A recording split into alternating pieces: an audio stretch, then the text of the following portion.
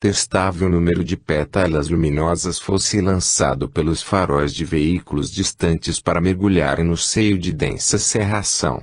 Mentalmente desperto, eu observava aquela sucessão de luzes, que iam desde um azul claro aos tons da safira e terminavam em matizes de agradável violeta, que, ao me tocarem, se transformavam em um refrigério balsâmico. Não podia precisar de onde provinham. De vez em quando, o fenômeno se tornava até audível, pois eu supunha ouvir algumas vozes distantes, cuja pronúncia era de agradável entonação e simpatia. Não tinha mais dúvidas quanto à natureza e à força daquelas luzes que me visitavam a miúde, pois elas sempre se esvaiam em mim, após deixarem-me a voluptuosa sensação de alívio e ao mesmo tempo de nutrição espiritual. Mas houve um momento em que me senti chocado, tal como se um jacto de água fria caísse sobre o meu perispírito. Em seguida, fui tomado de uma sensação de tédio, de pesar, e depois de angústia, para finalmente sentir algo como se fosse o remorso ou arrependimento pela prática de qualquer ação má ou precipitada. No imo de minha alma ainda permanecia esse brado aflitivo, provocado por imprevista emoção de amargura, quando um novo facho daquelas luzes azuis-violeta vieram ao meu encontro e dissolveram miraculosamente toda aquela ação opressiva, restaurando as minhas forças e devolvendo meu bem-estar anterior. Então agradeci, em profunda prece a Jesus, o inesperado alívio trazido nas asas daqueles confetes luminosos e coloridos que me penetravam a organização perispiritual e sumiam-se deixando-me delicioso alimento energético. Pergunta: durante essas extraordinárias emoções já vos encontráveis desperto e consciente de que havíeis desencarnado? Atanagildo: eu já havia despertado do sono hipnótico provocado pelo irmão Navarana, que agira em companhia de meu avô Crisóstomo e da irmã Natalina, aquela senhora bondosa e afável que me atendera antes da minha imersão no repouso reparador. Quando eu me acordara, da primeira vez, fora apenas um rápido estado de vigília astral, em que ainda me sentia exausto e com o corpo dolorido, além de sentir um frio incômodo, estava cansado da travessia que deveria ter feito da crosta até a região onde pudera me situar. O repouso se fazia necessário, porque o tipo de enfermidade que me havia feito desencarnar era de molde a exaurir grandes cotas de energias espirituais, que muito são necessárias no trânsito para o além.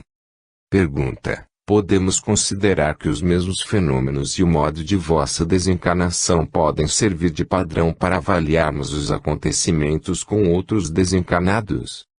Atanagildo: de modo algum deveis pensar na igualdade de sensações e de acontecimentos para com todos os que desencarnam. Não há, possivelmente, uma desencarnação exatamente igual a outra.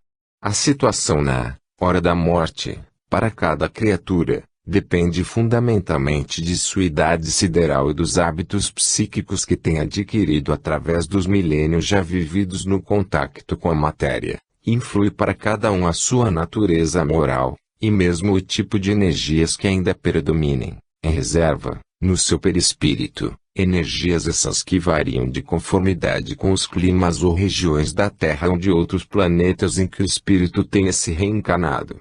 Entretanto, existem certos fatos e acontecimentos que são comuns em quase todos os casos de desencarnação, e que fazem parte do processo de desligamento do corpo, como sejam a recordação imediata e regressiva de toda a existência que se finda, a agudeza de percepção nos primeiros momentos da agonia, a suposição de se tratar de um sonho ou pesadelo e, também, o choque interior que se verifica com o rompimento do último cordão de vida carnal. Afora tais fenômenos e o tempo de sua duração, a desencarnação varia de espírito para espírito, diferindo também os demais acontecimentos que se sucedem após o despertar no além-túmulo. Pergunta: qual a origem dessas luzes coloridas, e que se desfaziam junto ao vosso perispírito? Atanagildo: durante minha última reencarnação eu pudera manter-me num certo nível espiritual equilibrado, conforme já vos disse, Graças ao desenvolvimento de sede e vontade que havia empregado satisfatoriamente sob a inspiração do serviço de Jesus. Embora não fosse portador de credenciais santificantes, sempre fui compassivo, pacífico e tolerante, esforçando-me para viver à distância de sensações pervertidas, das conversas licenciosas ou de anedotário indecente, que ainda é muito comum à maioria da humanidade. Os exercícios esotéricos, as práticas elevadas e as reflexões superiores, a que me submetia miúde, sublimavam minha carga de magnetismo superexcitante no metabolismo do sexo. Mergulhei deliberadamente na leitura filosófica de alta estirpe, espiritual, e buscava viver de modo sensato, medindo os seus pensamentos e controlando minhas palavras. Era comunicativo e alegre, despido de preconceitos e afável para com todos. Nunca me rebelava diante dos acontecimentos desagradáveis da existência humana, embora também tivesse sido provado no curso do sofrimento e nas mais íntimas fibras do ser. Também não me interessavam as gloriolas políticas, nem me afligia pela posse desafogada dos tesouros que a traça rói e a ferrugem consome. Desde a infância sentira-me possuído de inexplicável ardor e ansiedade para saber o que eu era, de onde vinha e para onde ia. Reconhecia que esse conhecimento era de capital importância para a minha vida, e que tudo mais era de insignificante valor. Sob essa íntima e incessante preocupação, conseguia ser feliz com bem pouca coisa, porque eram raras as seduções do mundo que conseguiam despertar-me interesse ou atear meu desejo de possuir riquezas. Gostava de empregar alguma parte de meus haveres em favor dos deserdados e auxiliar a pobreza do meu subúrbio. Quando me punha a solucionar os problemas alheios, nunca o fazia por exclusivo interesse pessoal, e bonificava o próximo despreocupado da ideia capciosa de me candidatar aos favores do céu. De modo algum vivia a fanática preocupação de fazer caridade a fim de cumprir um dever espiritual. Sempre agia com espontaneidade, e os problemas difíceis e aflitivos do próximo significavam os meus próprios problemas necessitados de urgente solução.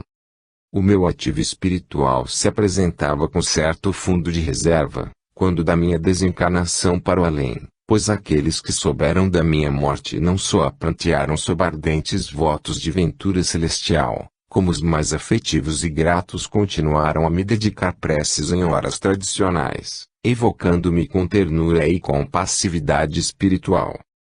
Essas orações e ofertas de paz, dedicadas ao meu espírito desencarnado, é que se transformavam naquelas luzes azuis, lilazes e violeta que, na figura de pétalas coloridas e luminosas, fundiam-se com o meu corpo astral e o inundavam de vibrações balsâmicas e vitalizantes.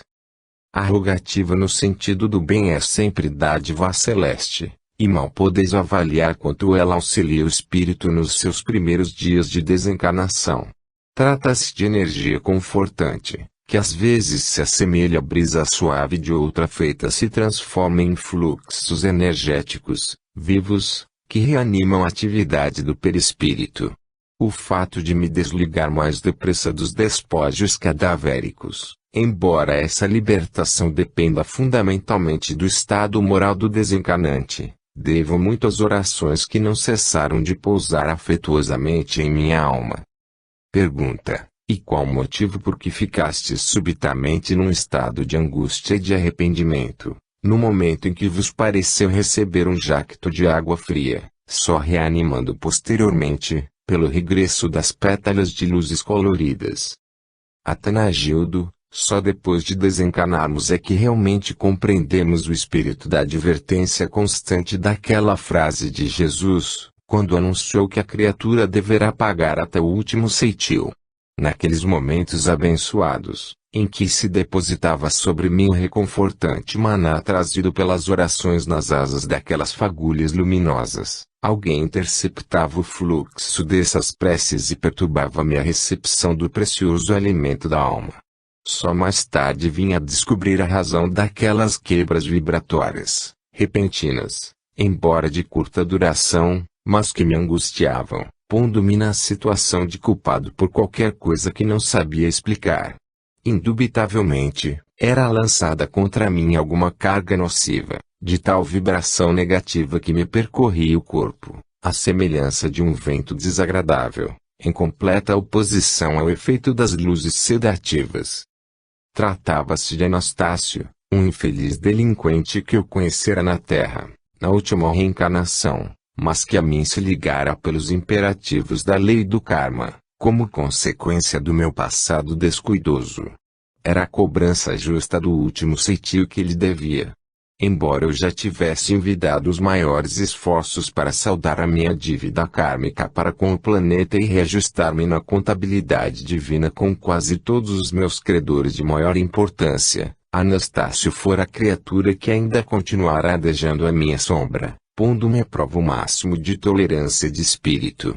E usando e abusando desse direito derradeiro, que ainda lhe conferia a lei do karma, para a cobrança justa de minha dívida, ele sempre agiu de modo implacável, apesar de todo o socorro e proteção que lhe dispensara na última romagem. Espírito imaturo e insatisfeito, demonstrando hostilidade mesmo diante dos indiscutíveis bens que lhe proporcionara na última romagem física e, como não pudera se vingar totalmente, desforrou-se após a minha desencarnação, vibrando odiosamente contra mim e tentando macular minha memória na terra, a fim de desvalorizar os favores recebidos. Mas o fato era muito natural e próprio do seu estado evolutivo, pois, enquanto o espírito elevado perdoa as maiores ofensas que lhe fazem, o involuído não perdoa sequer um esbarro em sua pessoa. As almas pequeninas e infelizes vertem tonéis de ódio contra os que mal lhes respingam algumas gotas de água. Pergunta: para que melhor compreendamos vossa situação espiritual após lhe desencarnação, poderíeis nos explicar algo sobre as vossas relações aqui na Terra com esse irmão Anastácio? Atanagildo: Anastácio era um homem profundamente desajustado e ocioso no meio humano. Usava de toda a capciosidade para com aqueles que o socorriam, a miúde, como acontecera comigo.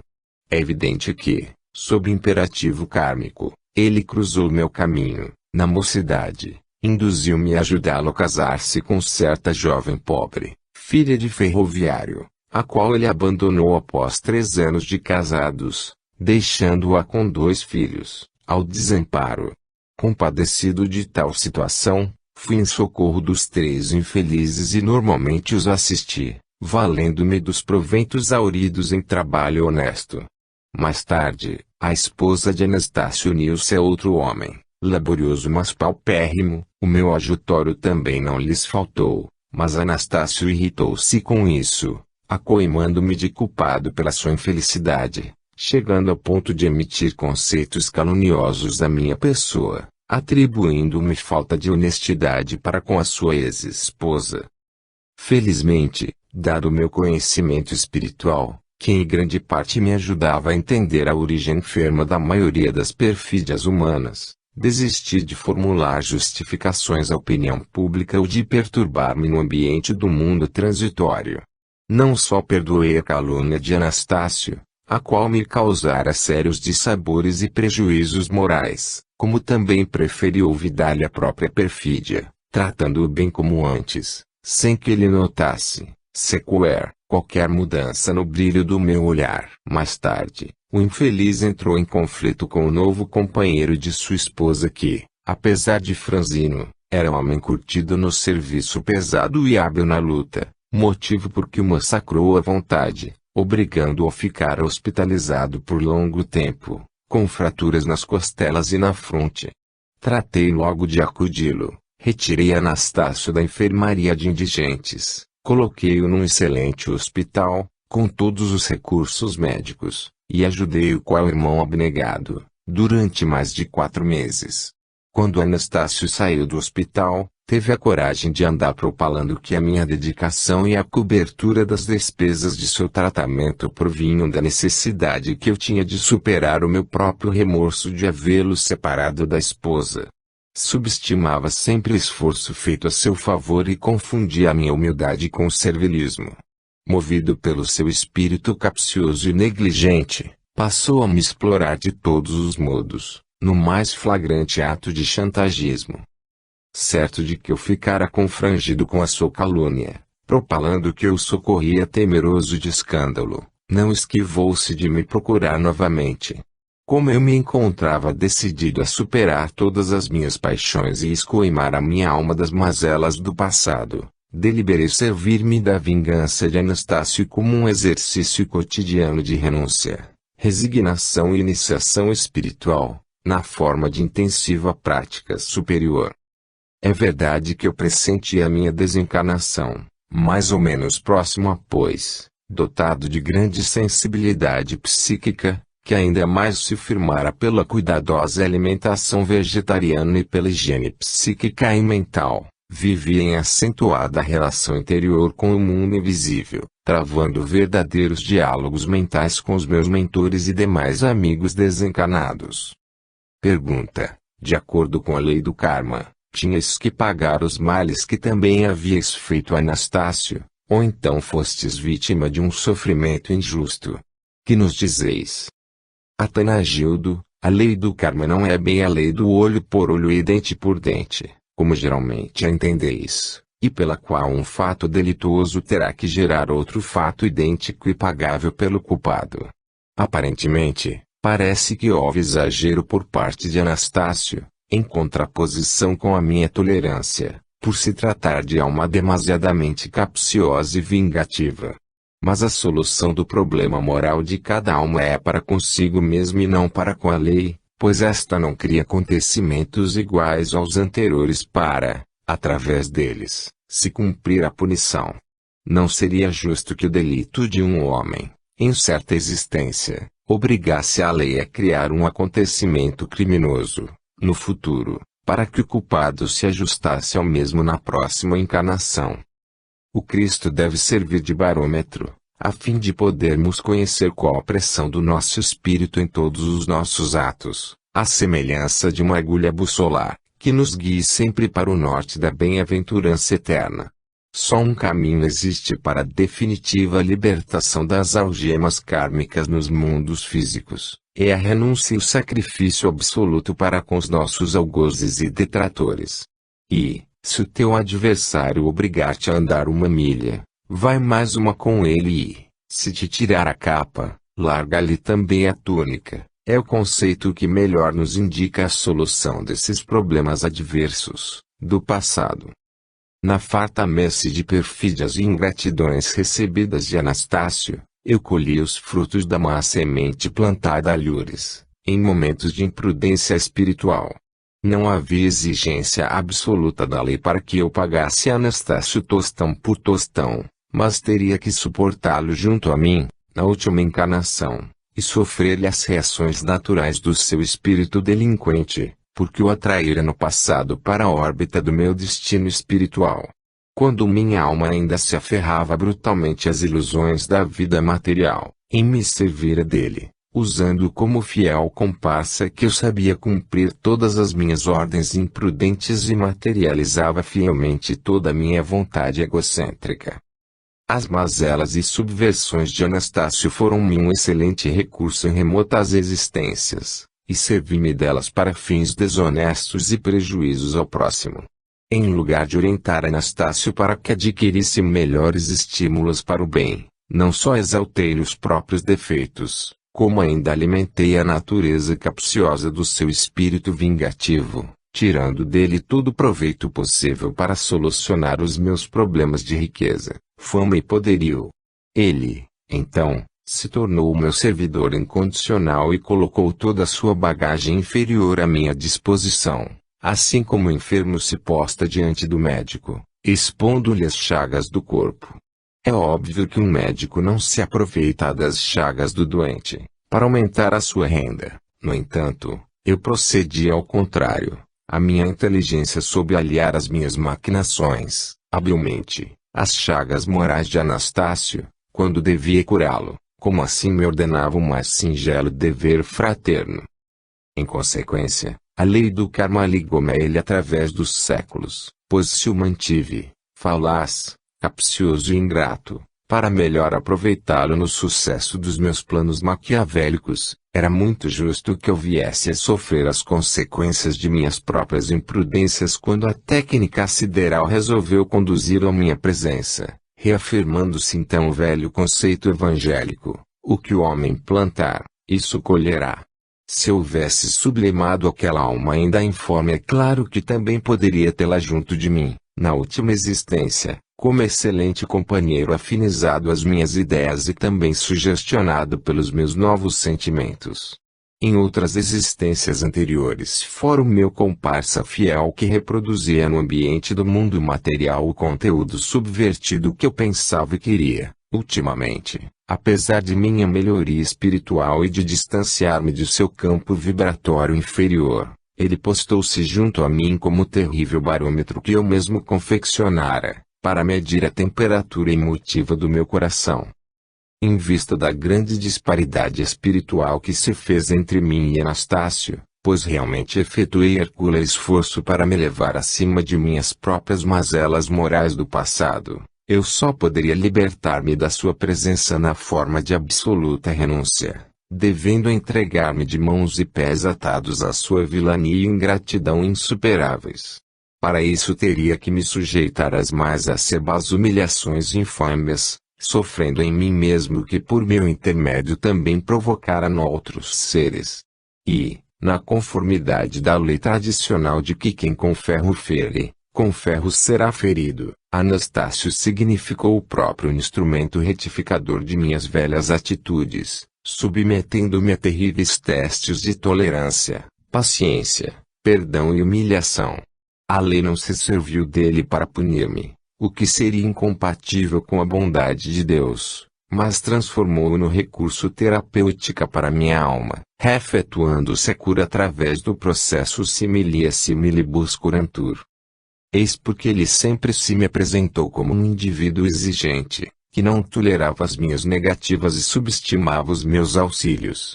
Apresentava-se de modo provocante à minha frente, na figura de alguém que eu explorara, diferenciando-se ostensivamente da condição comum de pedinte necessitado, exigia com arrogância, dando-me a entender que não pedia favores, mas apenas requeria devolução. Era incapaz de reagir desaforadamente, mesmo diante de criaturas do seu próprio nível moral, mas para mim se transformava num verdadeiro inquisidor, cuja força devia provir da terrível acusação subjetiva que o seu espírito me formulava, verberando o progresso que eu já havia alcançado, e por tê-lo abandonado na delinquência do mundo, depois de sua adesão incondicional a mim, no passado. Felizmente, pressenti a força e a justiça da lei, que me solicitava o devido reajustamento. Reconheci em Anastácio a alma credora desse passado e tornei-me dócil, tolerante e mesmo jubiloso diante de suas ingratidões, convicto de que, com essa autopunição, cancelava em público o saldo devedor das subversões espirituais. Pergunta: mas, em face das leis divinas, o sofrimento e a humilhação que sofrestes não bastavam para evitar-vos o assalto das vibrações venenosas, provindas de Anastácio, após vossa desencarnação? Porventura já não havíeis resgatado, na terra, a dívida para com ele? Cremos que, sob tal disposição, o vosso sofrimento moral deveria cessar exatamente na hora de vossa desencarnação, não é assim? Atanagildo, repito-vos, a equanimidade da lei do karma é que marca o resgate do último ceitil, de que falou Jesus. Este último ceitil, no meu caso, ainda figurava em débito nas derradeiras vibrações antagônicas ou confrangedoras que eu sofrera ao desencarnar. Só então a lei se dera por satisfeita no reajustamento, porque essa lei eu mesmo é que havia invocado contra mim. O meu passivo, nas relações com Anastácio, montava determinada quantidade de humilhações ou perfídias, e a certo tempo de vulnerabilidade magnética receptiva aos seus pensamentos e atos contra o meu espírito. Quando eu desencarnei, devido ao serviço fraterno e humilde, prestado a ele e outros, criei então alguns fatores para me auxiliarem na condição de desencarnado, mas ainda existia um pequeno saldo credor a favor de Anastácio, que assim me colocava sob a sua dependência, em matéria de vingança.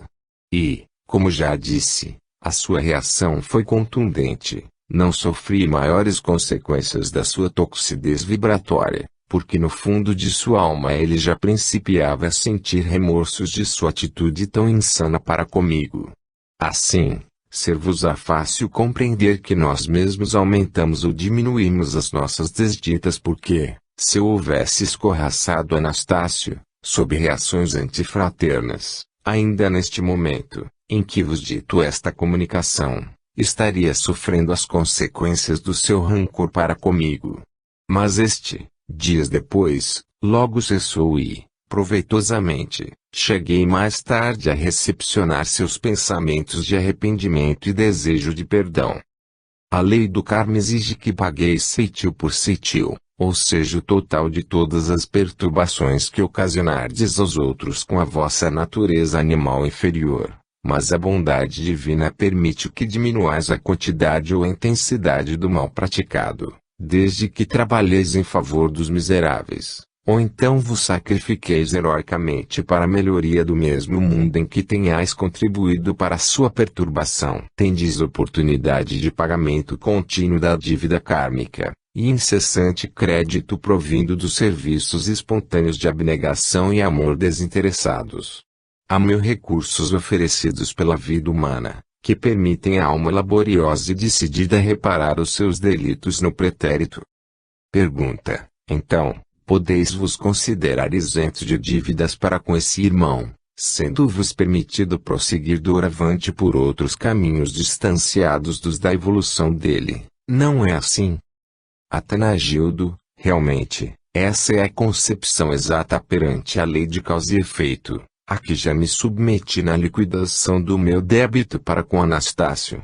Cumpriu-se aquilo de que nos avisou Jesus, ao prevenir: o que desligares na terra também será desligado no céu. Assim, estou desligado karmicamente, aqui, do espírito de que me servi de modo irregular, pois o mesmo já se cobrou, em parte, do seu crédito, fazendo-me suportar a inversão dos atos do passado. A lei, pois, permite que eu continue daqui o meu caminho evolutivo, sem que Anastácio continue a me perturbar. Pergunta: não entendemos bem a vossa explicação. Por que motivo dizeis que Anastácio cobrou-se em parte, do seu crédito, e nos afirmais, ao mesmo tempo, que ele já se encontra compensado pela lei? Atanagildo: explico, em virtude de minha incessante atividade benfeitora no mundo, socorrendo a muitos necessitados, mesmo com sérios agravos para o meu orçamento econômico e para a minha saúde, o total de minha dívida obrigatória para com Anastácio reduziu-se em grande parte, pois foi um serviço espontâneo que prestei ao próximo e que a própria lei sideral registrou como crédito de minha compensação kármica. O acervo de abusos que pude cometer no passado, por intermédio da precária moral de Anastácio, ficou bastante reduzido na minha última existência, em face da cooperação prestada a outros espíritos em provas dolorosas no mundo material. Daí se infere que a lei é rigorosa mas é justa, que o Pai é fundamentalmente amor e não simplesmente justiça. Compreendereis, agora, por que motivo Anastácio cobrou-se em parte do seu crédito, pois o que lhe devia não foi pago integralmente, uma parte foi levada à conta dos auxílios que prestei aos necessitados que de mim se acercavam, e desse modo a minha dívida total ficou cancelada. Pergunta: o espírito de Anastácio ainda se encontra encarnado na Terra? Atanagildo: há mais de 3 anos regressou ao além pois, em face do seu drama delituoso, terminou caindo sob o punhal de um sicário, uma vez que, devido aos seus homicídios do pretérito, a lei kármica também o colocou na dependência de possibilidades de morte violenta. É óbvio que, se ele se tivesse dedicado a fundo à sua renovação interior, exercendo amoroso serviço ao próximo e renunciando às suas deliberações vingativas, essa mesma lei severa não só o afastaria para as zonas de maior proteção no mundo físico, como também lhe favoreceria com novos ensejos de longa vida. A Terra, como divina escola de educação espiritual, não se revolta contra o aluno que tenta reparar o curso perdido, embora, para isso, tenha que repetir novamente as lições atrasadas. É claro que Anastácio não se reencarnara para morrer de propósito nas mãos de impiedoso assassino, pois isso nos faria supor, sem dúvida, que alguém se transformaria fatalmente em homicida, para que fosse cumprido seu destino trágico. Na verdade, a lei kármica o situara num meio onde havia maiores probabilidades de ser vítima de violências, quer por se encontrar entre maior número de homicidas em potencial, quer por se achar ligado a dois adversários vingativos, que haviam sido suas vítimas no pretérito. Não defrontamos com um destino implacável a confeccionar homicidas para que se tornem instrumentos kármicos punitivos das infrações do passado. A lei apenas aproxima adversários que se unem dentro das suas próprias afinidades e tendências espirituais, por cujo motivo terminam punindo-se entre si, ainda sob a mesma lei de que os semelhantes curam os semelhantes. Pergunta: depois da desencarnação de Anastácio, já o tendes encontrado no além? Atanagildo: já vos disse que a lei kármica me desligara da contingência de me envolver nos futuros ciclos reencarnatórios de Anastácio, porque eu já resgatara o contento total do meu débito para com ele. Mas isso não o priva de, espiritualmente, prosseguir em seu auxílio, pois o meu atual conhecimento espiritual só o identifica como irmão ignorante necessitado de urgente socorro. Anastácio não significa para mim um adversário a exigir direitos compulsórios. Doravante será o meu pupilo, a alma que me cumpre proteger com sincera dedicação, quer seja no espaço, quer seja em reencarnações futuras. O grau de entendimento e o júbilo indestrutível, que a bondade do Criador já concedeu ao meu espírito, inspiram-me para que essa minha aventura seja empregada em aliviar as angústias de outros necessitados e, principalmente, em relação a Anastácio. Isso representa para mim um novo ensejo de trabalho ao Criador, pois Anastácio é um objetivo de importância que me consagrei, por longo tempo, na senda de minha própria evolução, até consegui-lo transformar no amigo leal, afetuoso e bom. Em verdade, esta minha norma de ação é um processo comum e extensivo a todos os espíritos bem-intencionados, pois aqueles que progridem tomados de novos ideais e propósitos superiores reconhecem que a sua libertação definitiva da carne lhes será mais breve se também se decidirem a proteger os seus próprios algozes do passado. Não se trata de sentimentalismos de almas privilegiadas entre a humanidade sideral. São apenas condições naturais e comprovadas por aqueles que já vos antecederam na viagem para cá. Quantas vítimas de nossa incúria pretérita não se fatigam afanosamente, ainda neste momento, para nos auxiliarem ao ingresso nos ambientes felizes de paz e amor.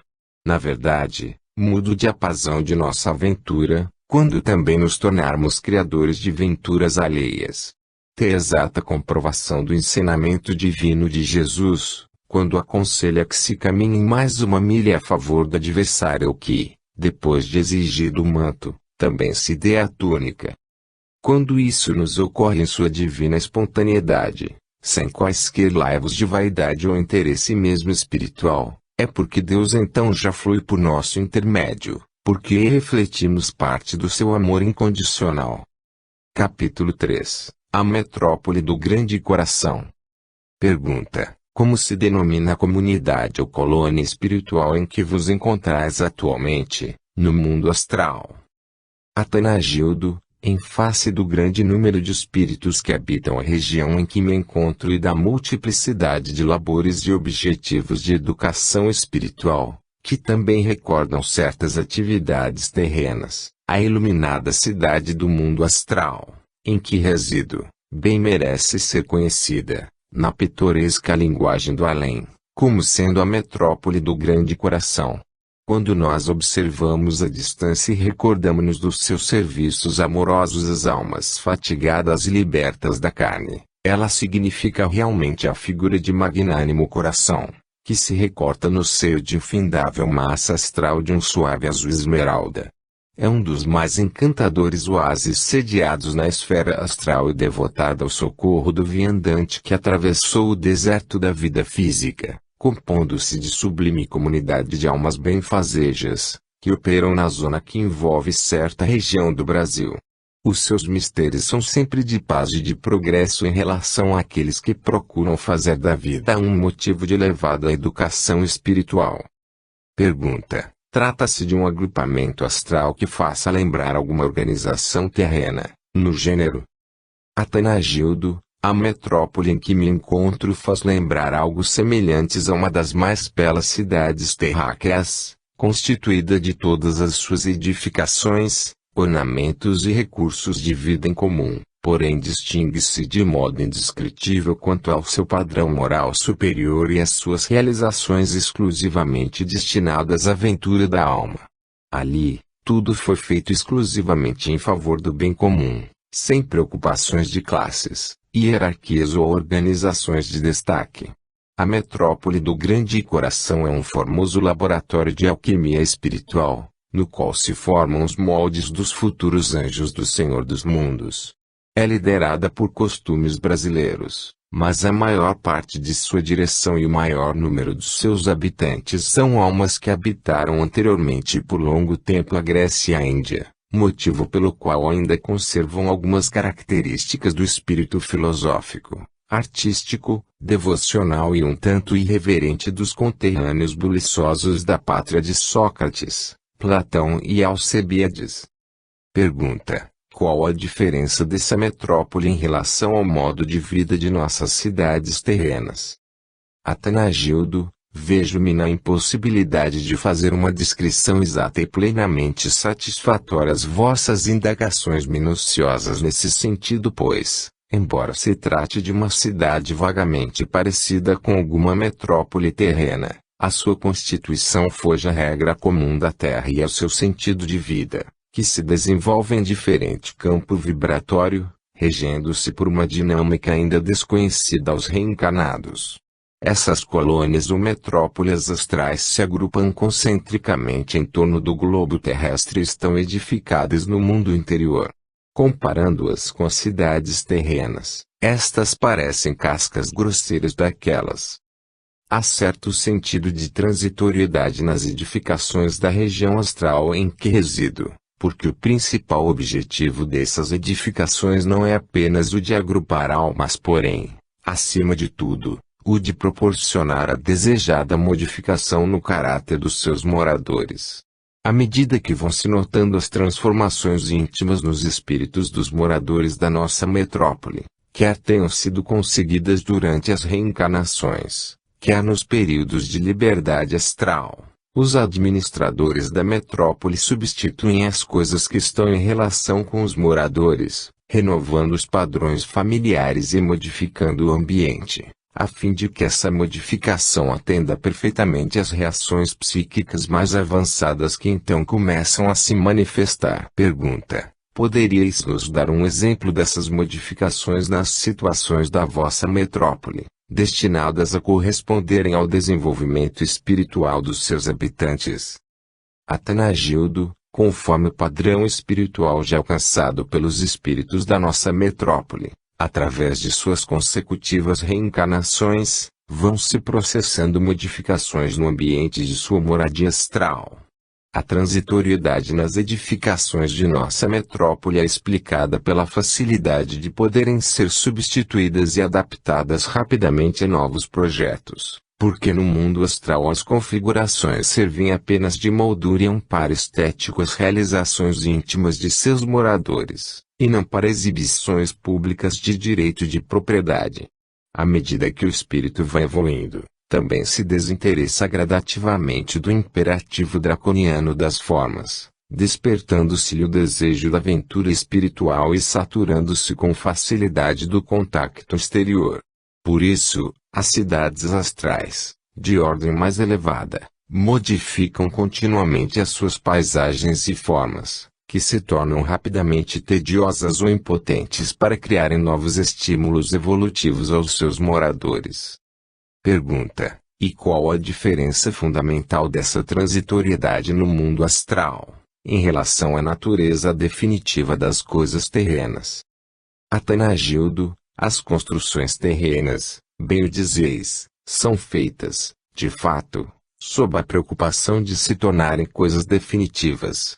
Como sempre existe entre vós a preocupação de as transferirdes como herança aos filhos ou aos netos, é evidente que os homens levam-nas efeito visando a sua solidez granítica, a fim de que possam resistir por longo tempo e servir às gerações futuras. Os planos e cálculos são elaborados de modo a que o dinheiro seja aproveitado em obras da maior duração possível, porque o desejo de lucro e o medo de prejuízo é que realmente comandam a vida humana. E, como se torna dificultoso prever com êxito as transformações estéticas e psicológicas que hão de se processar futuramente nos vossos descendentes, construís, então, coisas que mais atendem ao sentido utilitarista do mundo, do que mesmo às necessidades espirituais dos seus moradores.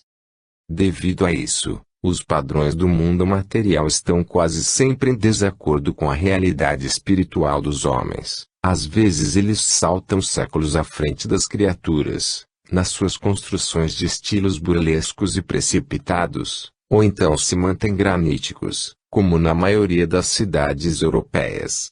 Sem dúvida, é dificílimo acomodar com exatidão o grau interior do homem com seu prolongamento exato, exterior, porque as comunidades terrenas são compostas de almas situadas em todos os extremos da gama espiritual. Entretanto, numa coletividade como a da metrópole do Grande Coração, já existe essa harmonia seletiva de almas que tendem regularmente a um gosto e aprimoramento espiritual a algo semelhante, o que possibilita efetuarem-se reformas no conjunto e elas que satisfazerem a todos.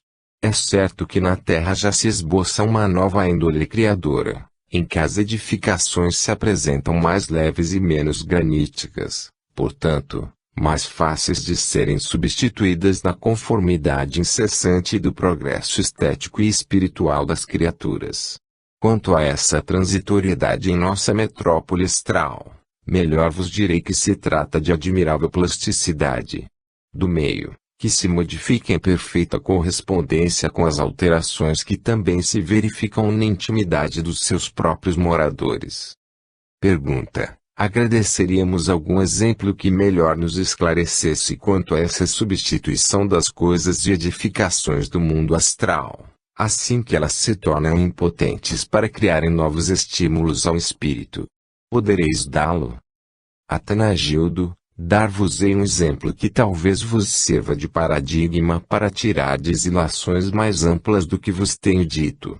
O belo jardinamento que cerca os edifícios destinados ao preparo científico e artístico dos candidatos a futuras reencarnações na Terra, é um dos locais onde mais se sente, no ar, essa impressão de transitoriedade que vos tenho enunciado. É como se aquelas flores e ornamentações permanecessem incessantemente à espera do jardineiro que teria de lhes modificar as configurações comuns a todo instante.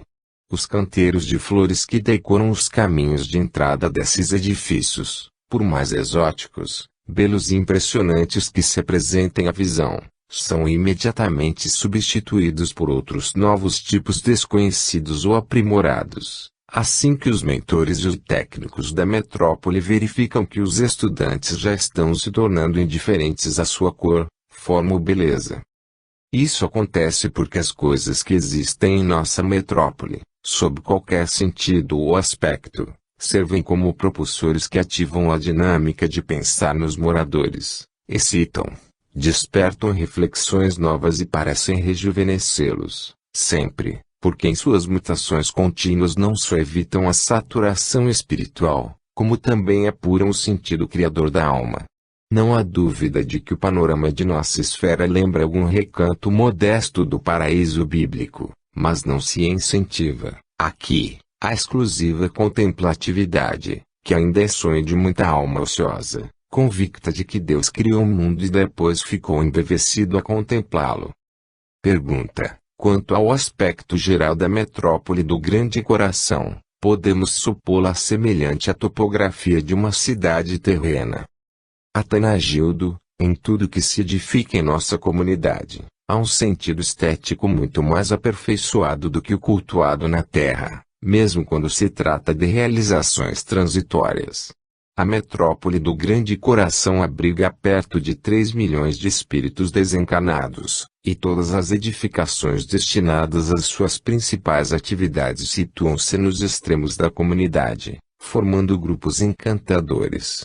Se vos fosse possível ter uma visão panorâmica do conjunto metropolitano, então verificaríeis certa semelhança com alguma cidade terrena, pois ele se estende sobre imensurável planalto australiano, perfeitamente dividido por 7 gigantescas avenidas, que partem do centro principal e penetram pelos subúrbios adentro, cujas edificações, à distância, lembram encantadoras miniaturas de paisagens só entrevistas nos mais poéticos sonhos orientais.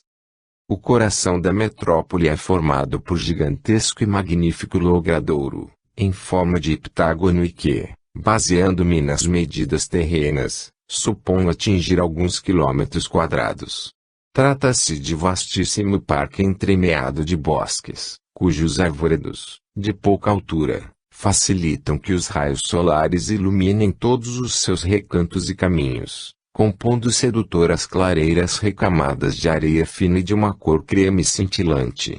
A relva de tons esmeraldinos lembra maravilhoso tapete de grama fulgente. Tudo está matizado de florinhas miúdas, semelhantes a rubis, ametistas, topázios, safiras e turmalinas, que parecem tecidos de luz liquefeita e que, emolduradas por compridos cordões vegetais, formam caprichosos desenhos e compõem longas frases de louvores ao Criador. Da galharia miúda e suavemente colorida por um tom de malva, luminoso, pendem ramos em verde claro, cristalino, rendilhados de flores iguais às glicíneas espécies de campainhas vegetais que se movem facilmente sob o impulso leve da brisa, fazendo perpassar uma deliciosa fragrância que em mim sempre evocaram as orquídeas das matas brasileiras.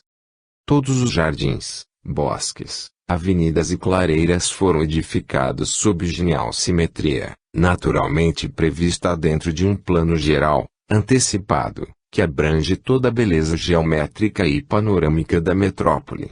Esse logradouro, que forma o coração da verdejante cidade astral de minha moradia, apresenta o máximo de capacidade, beleza e harmonia jamais produzidos por qualquer sábio, engenheiro ou artista terreno. Pequeninos regatos, que formam cordões líquidos orlando ambos os lados das avenidas principais, depois coleam entre as frondes perfumadas, lembrando a figura de preguiçosas serpentes prateadas, que então se despejam em 7 lagos artificiais. 5 destes lagos são rodeados por delicados e espaçosos pavilhões multicores, feitos de um elemento vítreo desconhecido para vós, e que ao longe refulgem como se houvessem sido talhados diretamente em blocos de pedras preciosas.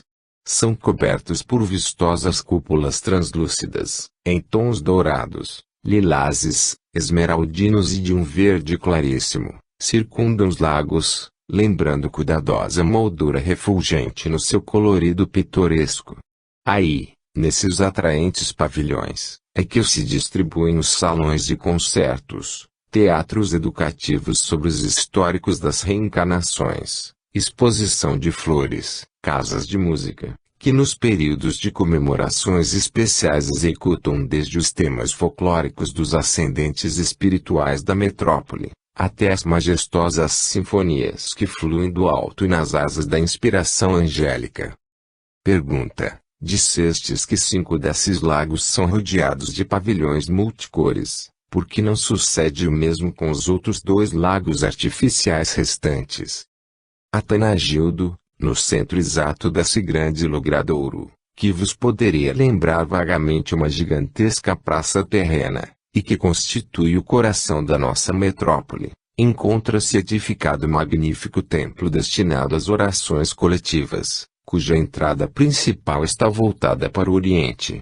Os 2 lagos a que vos referi ficam em direção sueste e noroeste da porta principal do templo. Não estão circundados pelos pavilhões de natureza refulgente, mas cada um possui no centro das próprias águas um espaçoso estrado de substância leitosa, decorado numa tonalidade esvanecente de rosa e lilás, absorventes de luz. Nesses majestosos palcos é que então se executam os mais fascinantes balados sidéreos, em que a graça e a emotividade espiritual atingem níveis tão elevados, que todo o ambiente se sensibiliza e adquire um contato mais direto com as altas esferas. A festa do céu, como é muito conhecida na tradição da metrópole, representa um espetáculo de beleza inenarrável.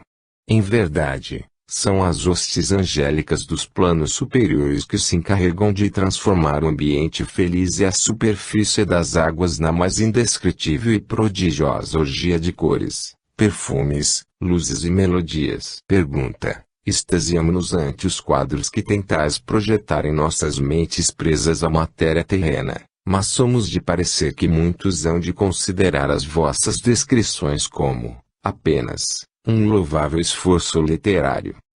Atanagildo, não desconheço o fundamento de vossas desconfianças, porquanto bem sei que estes relatos pelo exagero das descrições, como que acopiar o esforço imaginativo dos vates românticos.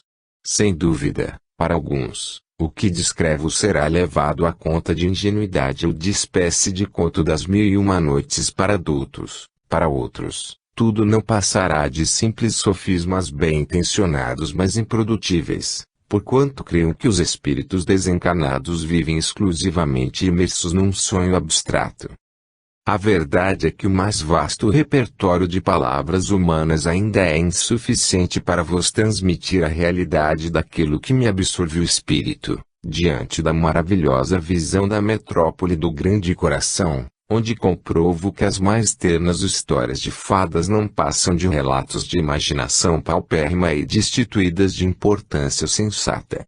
Quando tento delinear-vos a natureza exata da esfera em que vivo, vem-me a ideia de que estou depositando um punhado de escamas de peixe nas mãos de um cego de nascença e, em seguida, lhe exijo que, baseando-se apenas nesse punhado de resíduos, configure a forma de uma rosa fascinante, desde-lhe a ternura aveludada de suas pétalas, a fragrância do seu perfume e a sedução de sua cor. Resta-me a esperança, entretanto, de que chegará a oportunidade em que os descrentes também aportarão estas plagas astrais, comprovando pessoalmente a realidade que fuge muito além da capacidade imaginativa de um cérebro humano e impossível de ser configurada através da mediunidade precária de um homem. Pergunta: muito gostaríamos de ter uma concepção mais viva da vida no além, por cujo motivo desejaríamos que nos desses mais alguns detalhes desses bosques, desses lagos, edifícios, avenidas, etc. Ser-vos-ia possível isso? Atanagildo: afora os 2 lagos que possuem os espaçosos palcos circulares no centro de suas águas, os outros 5 também possuem uma pequena e formosa ilha, muito semelhante a um bloco de esmeralda polido, surpreendentemente receptível às cores que se irradiam, à noite, tanto das 7 torres do templo como das estruturas dos pavilhões à margem. Ainda no centro de cada uma dessas 5 ilhas emerge uma torre construída do mesmo material luminescente das ilhas, porém num tom de rosa salmão. A sua base está rodeada de forte vegetação semelhantes aos cedros terrenos, podados em forma de degraus, e que, além de comporem pitoresca escadaria em torno da torre, lembram perfeitamente um forte punho de vegetação verde escura segurando-a até seu primeiro terço. Mais acima, forma-se vistoso caramanchão de flores entrelaçadas na mais inextricável rede de pétalas, ramos e corolas, cujas cores vão desde o amarelo gema de ovo até o carmíneo aureolado de um rosa claro. Por entre os canteiros recortados na forma de corações, de uma tonalidade verde seda, situam-se grupos de flores esguias, belíssimas, parecidas com as hastes do trigo novo, lembrando os desenhos coloridos das caudas dos pavões, Elas balouçam suas pontas sob reflexos róseos, lilazes e azul sidéreo, exalando um perfume que sempre me faz lembrar algo como jasmim ou a mirta terrenos. Quando a brisa move com suavidade aqueles mantos de flores que flutuam em torno das torres, acima de suas escadarias verdejantes, recordam facilmente a figura das riquíssimas mantilhas das jovens sevilhanas, onde os tons coloridos se diluem como névoa de arminho, e que o sol transforma em esvoaçante poeira luminosa. Observadas à distância, essas torres que emergem das pequeninas ilhas refulgentes lembram finíssimas agulhas de um azul esverdeado, cuja metade inferior é guarnecida pelos mais deslumbrantes caramanchões de flores, como se fossem talhados diretamente num bloco de luz colorida.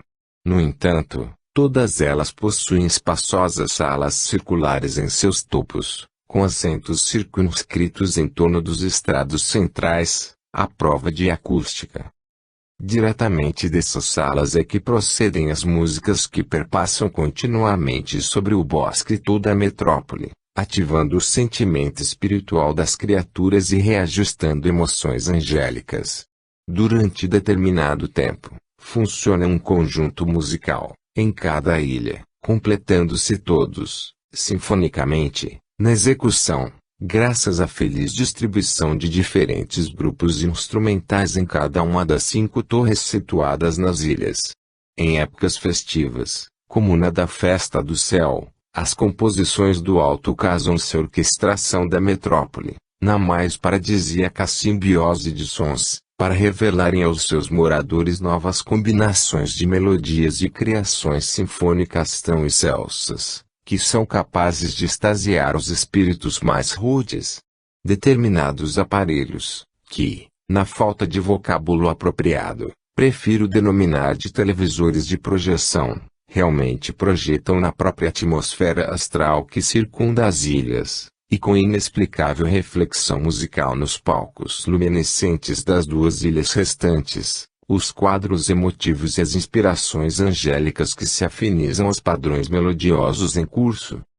No seio dos bosques encantadores, libertos de detritos ou perigos, inúmeras fontes de água colorida disseminam-se por entre as árvores que brotam nos prados de grama tão suave como fios de nilon refulgentes.